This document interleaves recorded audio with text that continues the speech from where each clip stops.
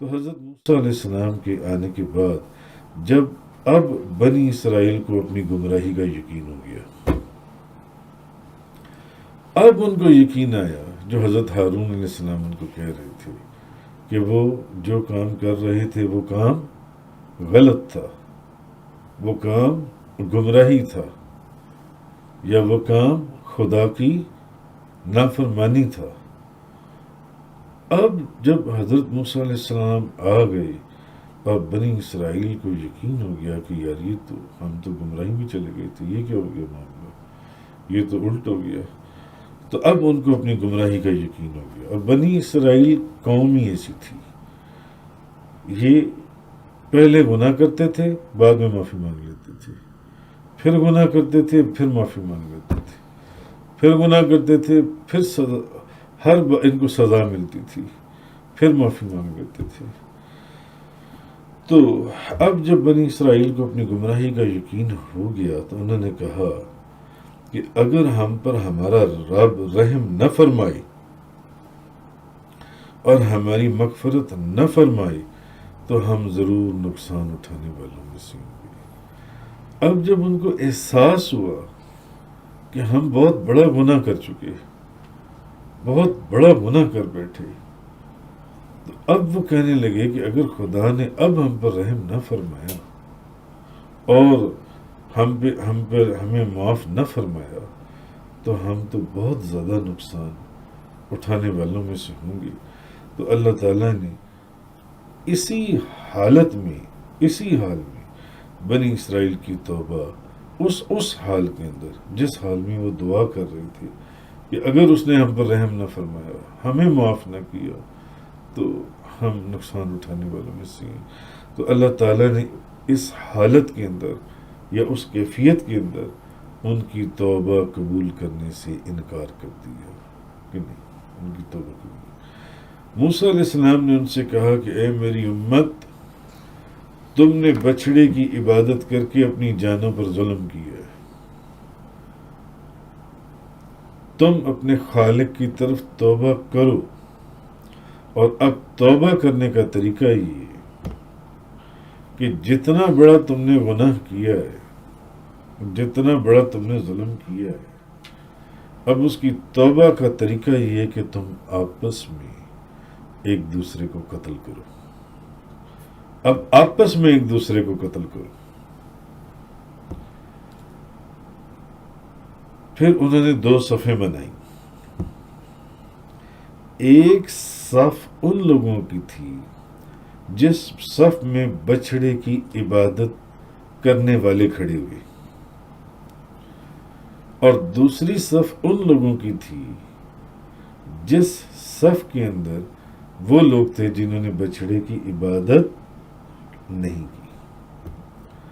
حضرت موسیٰ علیہ السلام نے فرمایا کہ اب توبہ کا ایک ہی طریقہ ہے، اور وہ طریقہ یہ ہے کہ اب آپس میں تم ایک دوسرے کو قتل کرو گے، اور 2 صفیں بنا دی، ایک صف ان لوگوں کی تھی جنہوں نے بچڑے کی عبادت، اور ایک صف ان کی تھی جنہوں نے بچڑے کی عبادت نہیں کی تھی، اور انہوں نے گوشالہ پرستوں کو قتل کیا، اور 70,000 افراد قتل کر دیے گئے۔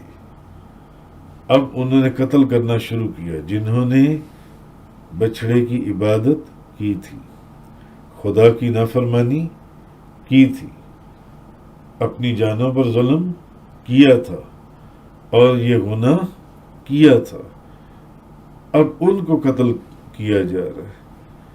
اور روایات کے اندر ہے کہ امام ابن جریر نے لکھا ہے کہ 70,000 افراد بلا امتیاز قتل کیے گئے، بلا امتیاز،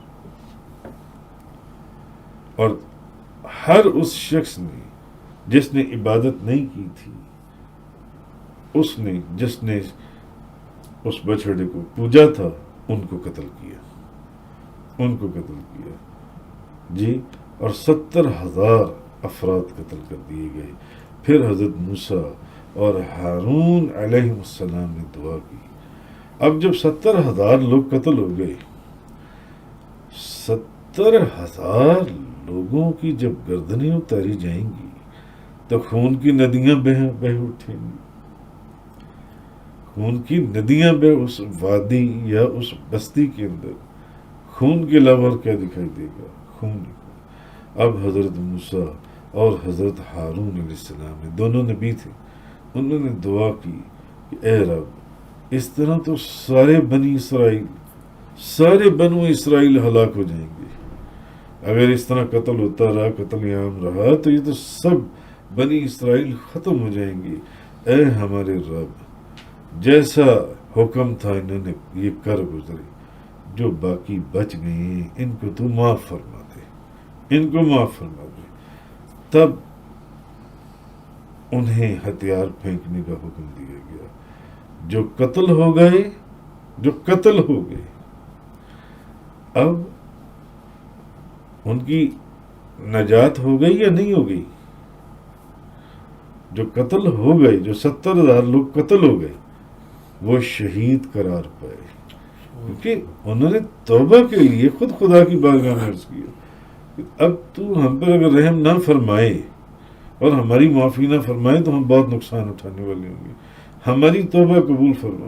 اب تو توبہ کا طریقہ ہی ہے کہ جنہوں نے عبادت کی تھی، اس بچھڑے کی پوجا کی تھی، خدا کی نافرمانی کی تھی، ان کو وہ لوگ قتل کریں گے جنہوں نے بچھڑے کی پوجا نہیں کی تھی، خدا کی نافرمانی نہیں کی تھی، وہ لوگ قتل کریں گے. تو اس طریقے سے توبہ قبول فرما لی جائے گی.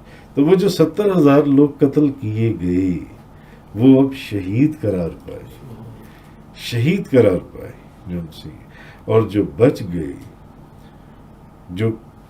جن کو ابھی قتل کیا جانا تھا مگر وہ بچ گئے، ان کا کفارہ ادا ہو گیا کیونکہ وہ ان کی معافی ہو گئی. تو یہ بنی اسرائیل کی توبہ تھی. لیکن آج ہمارے لیے جو توبہ ہے وہ یہ ہے کہ نبی کریم صلی اللہ علیہ وسلم کی شریعت کے اندر کہ گناہوں کے اوپر صرف اشک ندامت بہا دی. ندامت کے آنسو بہنے کی دیر ہے.